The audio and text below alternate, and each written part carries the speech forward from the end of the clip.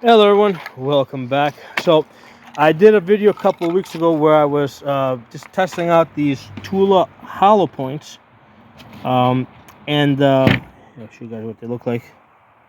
Really nice and pretty. And I had shot it through some water jugs, and we saw that we got beautiful expansion, like perfect expansion. I think it went through like 5 water jugs. I think that was on the. I think we went through 4, and on the 5th one they kind of cracked it.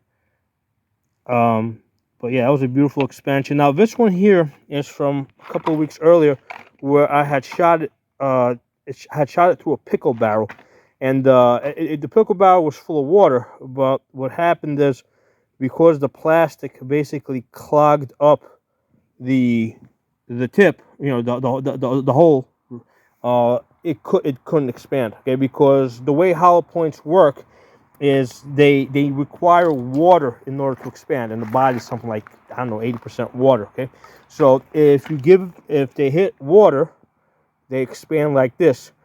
But if they hit like cloth or something and it gets filled up like this, that can prevent it from expanding. So now, interestingly enough, when I ran it through the chronograph, the energy was only like 250 foot-pounds, right, versus the normal like 350 that I see out of 9mm target ammunition, which was really interesting. However, we got full expansion. We got through like 4 water jugs, four 1 gallon water jugs, which is more than the thickness of a human body. So that's like, this is like almost kind of proof that, sometimes like those energy numbers, they really don't matter that much as long as it's doing what it's supposed to do.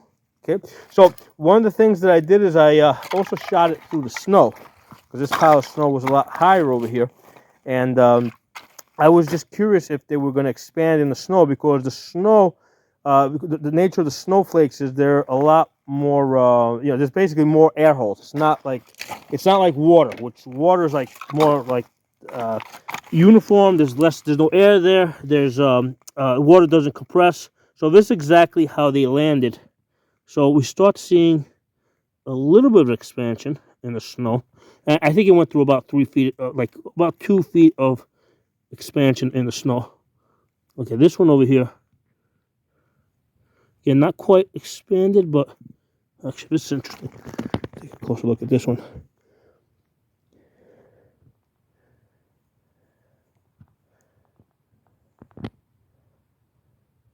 So it's starting to expand.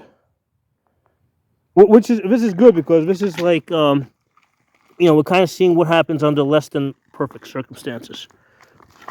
So again, some starting to expand a little bit. What's interesting is like they all went about the same depth through the snow, all the bullets that I shot, and some of them might be like a little bit deeper. I'm not going to disturb them. So, I'm going to put them back exactly where I found them. So this is what hollow points do when they go into snow, which again is liquid like the body, but not quite as much liquid as the body.